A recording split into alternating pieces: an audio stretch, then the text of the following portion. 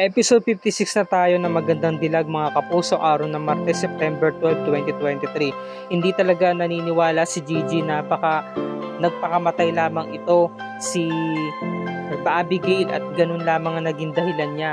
Alam niya talaga na merong kakaiba na nangyari at napaisip na lamang itong si Atty. Eric at bigla na lamang siya nagsalita na meron ditong kinalaman sina Magnus at si Riley.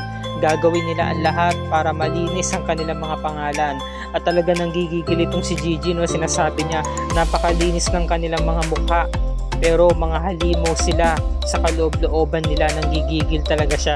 At ngayon nagkaroon pa ng sisihan yung dalawa. Sinabi niya, hindi dapat ako nakinig si attorney dahil dyan sa mga batas-batas mo na yan, sabi ni Atty. Eric. Huwag ka mawalan ng pag-asa, Gigi. Huwag mong sisihin ang sarili mo, wala kang kasalanan. Gagawa tayo ng paraan. Maraming bagay. Huwag tayong susuko. Hanggang sa nawalan na nga ng pag-asa tong si Gigi, no, bigla na nga lang siyang umalis. Talagang gagawin niya ang lahat para maghiganti hanggang sa sumuko na lamang itong si Riley at sabihin na lamang niya na gusto niya nang mamatay. Gagawa at gagawa ng paraan si Gigi na makahanap ng mga ibang ebidensya. Yun ang gagawin niya. Samantala, balita sa news, no, headline na isang babae na tagpuang patay sa isang abandonadong building at napapangiti itong si Magnus habang pinapanood. Nagulat sila nang bigla na lamang sumugod itong si Jared. Sabi niya, nakikita ko mga fingerprints mo dyan, kaya wag ka na magkaila, wag mo kong gawing tanga kuya. Sabi naman ni Magnus, naman kung sabihin kong may kinalaman kami. Alam mo naman ginagawa ko to para sa reputasyon ng ating grupo, ng ating pamilya. Sabi naman ni Riley, no, sumenya siya. Komentra siya, sabi niya, hayaan na lamang natin ito, Jared. So sabi naman ni Blair, babe, ginagawa naman ni Magnus ang lahat para sa atin, para sa reputasyon natin. So nagalit si Jared, sabi niya, no, so inuuna mo pa yung lifestyle icon show na yan? Gaano ba ka-importante sa yan? Umalis si Jared, sabi naman ni Magnus, Jared, huwag mong kakausapin ang ganang asawa ko. Samantalang itong si Gigi, pag uwi niya sa bahay, niyakap niya na maigpit ang nanay niya sa likod. Sabi ng nanay niya, para saan yung Gigi? Sabi naman ni Gigi, wala lang nay, namiss ko lang po yung kaibigan ko. Ay, yung kaibigan mo ba na yun? Anak ko, mabuti na lamang nandiyadyang ka, napakaswerte ng kaibigan mo na yun sa'yo. Buti na lamang sinuway mo siya para hindi na siya lumaban pa sa mga kalaban natin kasi napakadelikado. Napatalikod na lamang si Gigi at talagang naiiyak siya.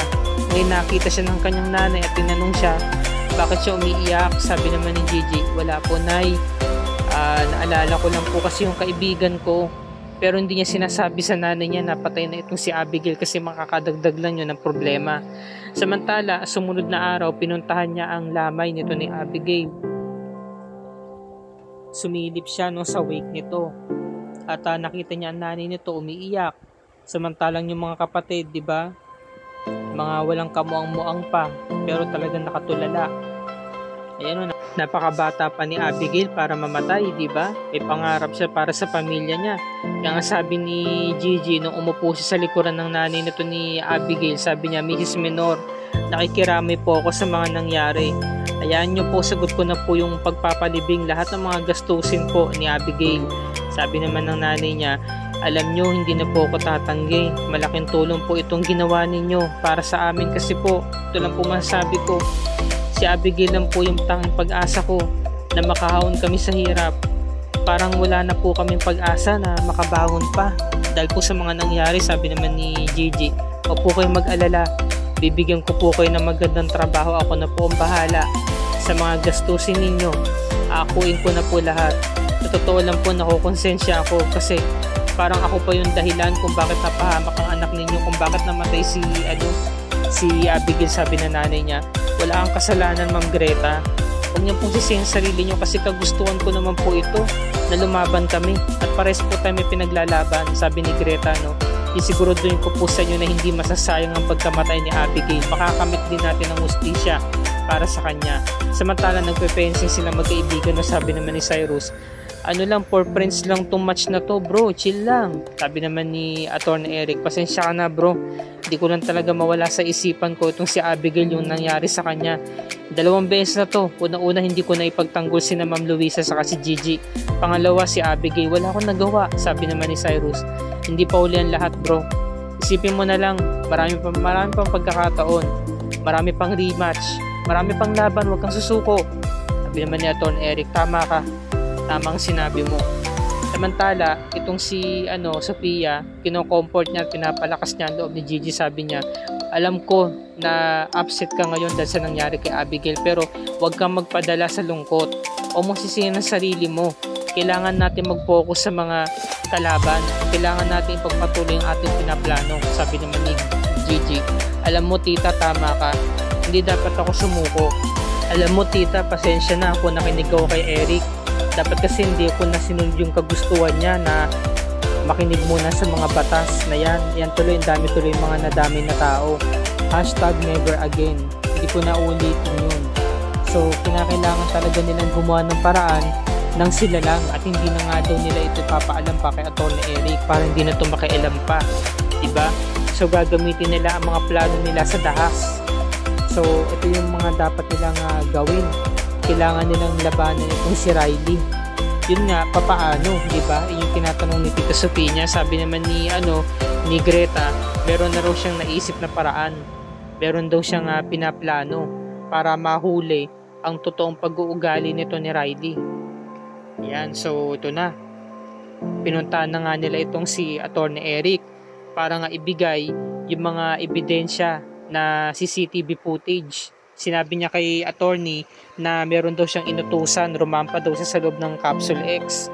Meron siyang inutusan, isang staff doon na galit din kay Riley. Kaya nakipagkuntsaba siya dito para sa CCTV camera na nakakonect sa cellphone niya pati sa computer. So sabi naman ni Greta, napaka-brainy ko doon. Sabi naman ni attorney, illegal ang ginawa ninyo, hindi ko pa rin ito magagamit na na ebidensya panlaban kay Riley. Kasi lumalabas lang na pinasok niyo yung tindahan nila para maglagay or magtanim ng camera. Baka pwede ka pang makasuhan nito, Greta, pag natukoy na ikaw mismo ang nagpalagay nun. So ayan, pinanood niya kay Atty. Eric lahat ng mga ebidensya. Sabi niya April 19 nung pinasok siya ni Riley. Sabi ayan, napanood nila. Ito yung time na yung minamaltrato ni Riley si Abigail. So sabi niya okay na ba yan? So, umapila itong si Atty. Eric, no? Sabi nila, bakit? Bakit naman? So, ibig sabihin, sayang lang pala yung effort ko na maglagay ng camera doon. Lahat ng mga ginawa namin mula umpisa hanggang ngayon, mababaliwala na lang, ganun. So, umapila rin si Tita Sofia, sabi niya, attorney, nandiyan na naman pong ebidensya, kuwang-kuha sa video. Hindi naman makapagsinungaling ang video, di ba? Ang mahalaga naman dito, yung kung paano nakuha yung video, hindi yung laman ng content. Sabi naman ni Atty. Eric, tama nga ho kayo, pero maaring kayo pa rin ho kasi ang makasuhan nito. Ayun, naalala ni Greta yung napag-usapan nila ni Riley, di ba, nung time na yun. Sabi ni Riley dito, alam mo ba Greta, nag-offer ako ng bayad para sa isang Lifestyle Asia. Sabi naman ni dagdag pa niya, makakatulong rin kasi yun para sa campaign. Sabi naman ni Greta, big deal ba yun? Interview na yun? You don't understand, Greta. Ako na lang yata nag-isang asawa ng mayor na hindi pa nag-gege sa show na yun.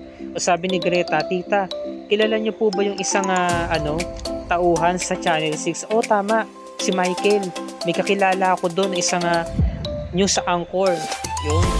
So ito na, kinabukasan, open na yung mall. Yan, nagre-ready na sila.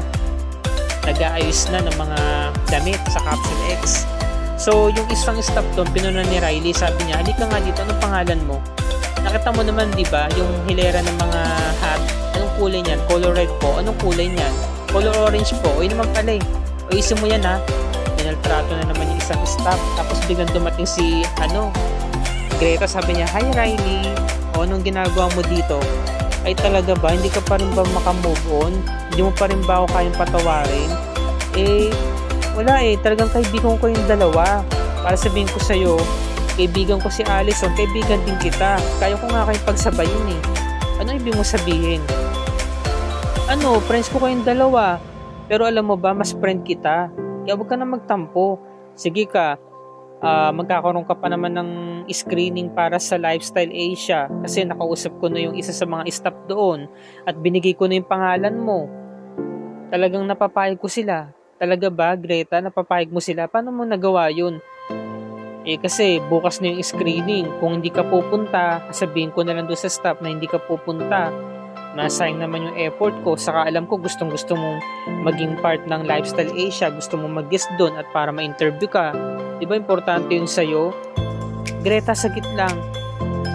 Thank you. Sige na, ayusin ko na yung calendar ko sa assistant ko. Ayusin ko na yung schedule ko. Maraming salamat. Kaibigan talaga kita. So yun, napapayag niya na si Riley. Nauto niya na. Talagang galing ng padali rito ni Greta. No? Talagang plastikan no? Plastic kung plastic talaga. Napapayag niya na. Nauto niya na tong si Riley. So yun na nga. Kinabukasan talagang nag-aasikaso na tong si Riley para sa kanyang screening interview. Diba? Para sa Lifestyle Asia. At sumama nga itong sina Blair saka si Jared. Kasi nga ayaw pa nga ni Jared na makipagkita kay Riley. Sabi naman ni Blair, Jared, kakasal na tayo. Malapit na tayo magiging isang pamilya. Pamilya mo rin naman si Riley. Gawin mo to para sa kanya, para na rin kay Magnus. Para magkaayos na kayo. Para naman makita natin yung suporta natin sa kanya. So wala na rin nagawa si Jared kahit na nagtatampo pa rin siya kay Riley saka kay Magnus. Ngayon, biglang nagulat itong si Blair kasi dumarating yung ating bida. Ang lakas talaga ng dating ni Greta dito, sabi ni Blair, lumapit siya, kinompronta niya si Greta, sabi niya, at ano naman ang ginagawa mo dito? Alam mo, napaka-pilingera mo talaga, hindi ka naman invited. Diba? So sabi naman ni Jared, Blair, wag mo na nga siyang kumprontahin, maraming tao nakakahiya, maraming bisita. Sabi naman ni Blair, at talagang siya pa talagang kakampihan mo Alam mo, hindi ka naman talaga welcome dito. Bigla-bigla ka na lang sumusulpot, gate crusher ka. So biglang dumating si Riley, sabi niya, Blair, ano naman ba to? Alam mo, invited siya, hindi makakasaka to para nitong screening ko sa Lifestyle Asia, kundi dahil sa kanya. Kaya please lang, wag na kayong mag-away. Gawin nyo na lang to para sa akin kasi ayoko ng negative vibes ngayong araw. Kaya sige na, alis na ako Pupunta na ako dun sa screening kasi ako na yung susunod na isasalang. Iwan ko na kayo. So wala na rin nagawa si Blair, diba? Kasi nga nalaman niya na invited pala siya ni Riley. At nagulat nga siya, close na nga pala sila. Kaya nga kinwestiyon niya, baka nagkaka-amnesia ka na, Riley. Baka nakakalimutan mo kaibigan nito yung Allison. Sabi naman ni Greta, bye. Paalam na siya, Talagang sabi niya, naghahamunan talaga yung dalawa. Sabi naman ni Blair kasi, titinan ko yung mga mata ko sa'yo. Diba? So, ito na nga, nagsimula na nga yung peking interview at sagot ni Riley. Talagang naawa raw siya sa mga tao, sa mga nasasakupan nila. Kaya gagawin daw niya ang lahat para makatulong sa asawa niya, para makatulong daw sa mga mahihirap. Habang umiinom tong si Greta, inaalala niya yung mga atraso sa kanya ni Riley. Sabi dito sa alaala niya, alam mo, ginawa lang ni Magnus na jurisdiction yung kasal ninyo kasi napaka-inutil mo. Tapos naalala niya yung mga staff niya dati na sinasaktan niya, minamaltrato niya. Ayan, yung pinatulan ng dila yung ama ni yung bata. Tapos itong si Abigail, pinasok. Naalala niya, kaya sobrang galit niya na ilapag niya yung baso sa may semento at nabasag yung flute. Diba? Kaya nasugatan yung kamay niya.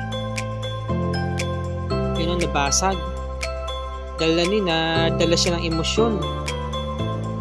Na na-carried away siya. Nasaktan siya, kaya naantala ng panandalian yung interview, yung screening.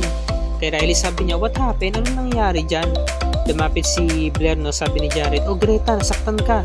May sugat ka. Sabi naman ni Greta, nabasag ko lang yung flute. Sige na, excuse me muna.